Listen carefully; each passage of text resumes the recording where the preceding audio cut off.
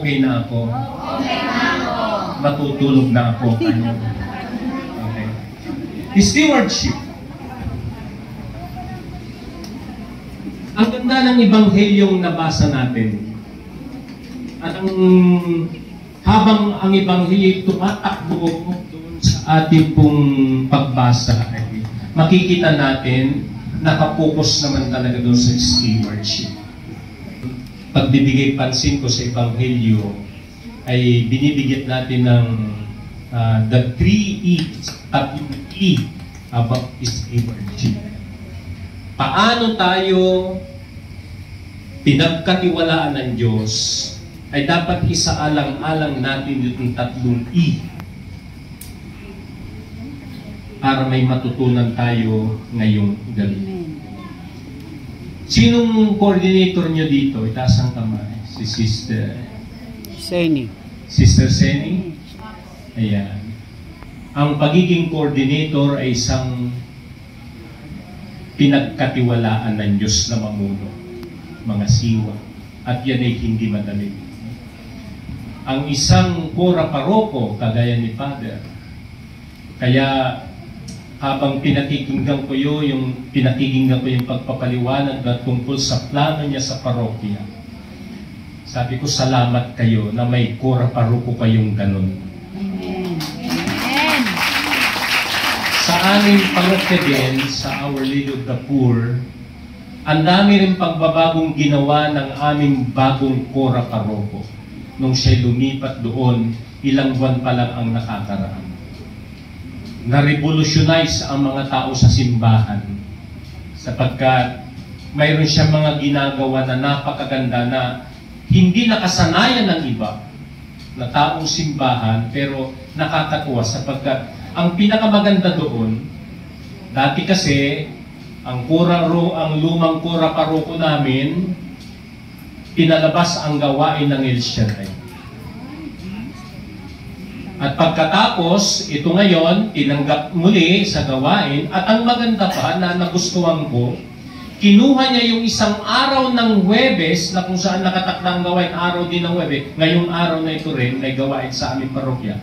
Kinuha niya yung isang araw ng Huwebes, at siya po yung nagtuturo sa mga kapre-partner natin doon. Kaya natutuwa kami sapagkat at least yung mga paroko, ang mga kaparian na i-involve. The more na nai-educate tayo sa simbahan sapagkat aminin natin kulang tayo doon sa totoo lang. At bakit mahalaga yon? Sapagkat sa kanila tayo ipinagkatiwala. Kailangan may matutunan tayo at maturuan tayo kung ano ang tama at totoong kalakaran sa simbahan. Kaya salamat, magpasalamat tayo. Stewardship is entrusting something or entrusting other people para sa iyo. Ipinagkakatiwala rin ang ibang tao sa iyo at naaalagaan mo. Kagaya ng community. Kailangan kapag ipinaalaga sa iyo, ibinigyan ka ng tungkulin sa community, dapat alagaan mo yan. Arugain mo yan. Ingatan mo yan.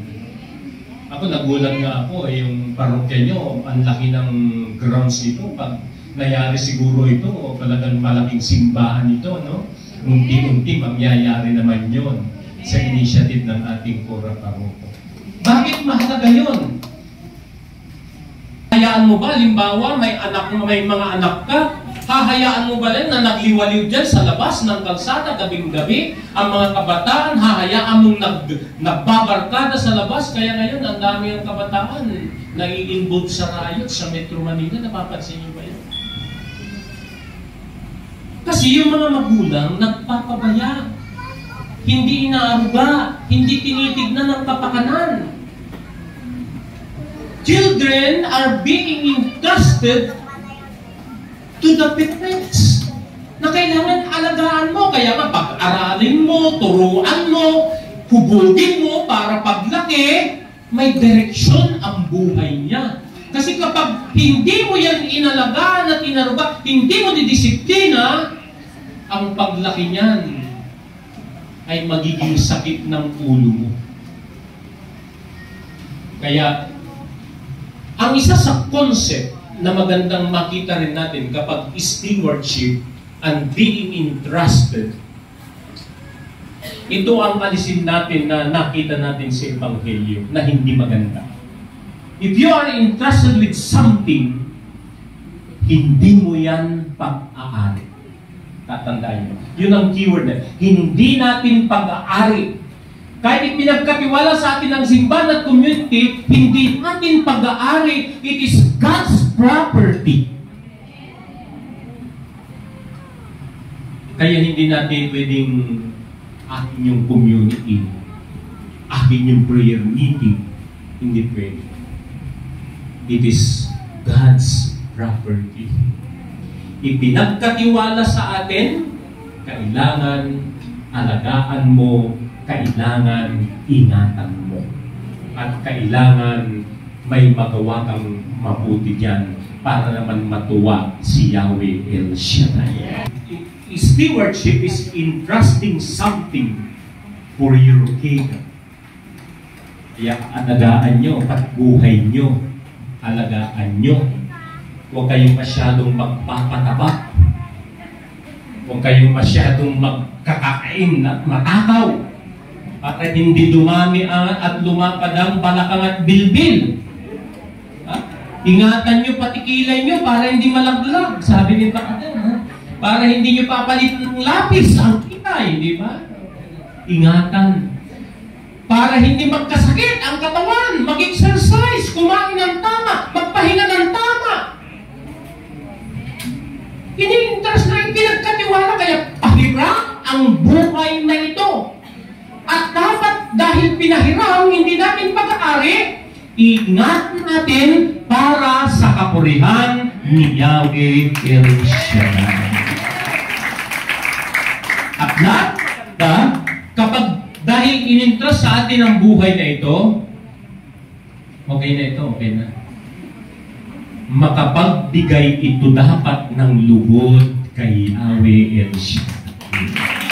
Kaya tama lang yung ginagawa natin. Ginugugol natin ang buhay natin para sa paglilingkod sa Kanya. Gabing-gabi, nagpupuri. Hindi inintindi yung puyat, hindi inintindi yung pagod, hindi inintindi yung gutom. Ang mahalaga, makapaglingkod kay El Shaddai. So that's the first key in trust. Okay. Pakarapin. Halimbawa, itong anniversary, kapag ikaw ay binigyan ng tungkulin bilang committee sa anniversary, ikaw ang maghahanda ng pagkain. Ay dapat mapakain mo lahat kapag may nagutom. Lalo na si Father, dapat may ulam na natira, di ba? At lalo na yung disciple, huwag yung gugutumin. Accountability. Mayroon tayong accountability. May sagutin tayo. Kaya pag napabayaan mo ang community mo, kapag napabayaan mo ang simbahan mo, may sagutin ka kay Yahweh El Shaddai. Parang ganito yan yung asawang lalaki. Bakit ka ba nag-asawa? Pag nag-asawa ka, pumasok ka sa pagpapamilya, itintil sa accountability. Anong gagawin mo? Maghahanap buhay ka. Ipuprovide mo ang shelter, clothing, needs ng pamilya mo. Kapag hindi mo nagawa yun, accountable ka kapag yung pamilya mo ay walang matirahan.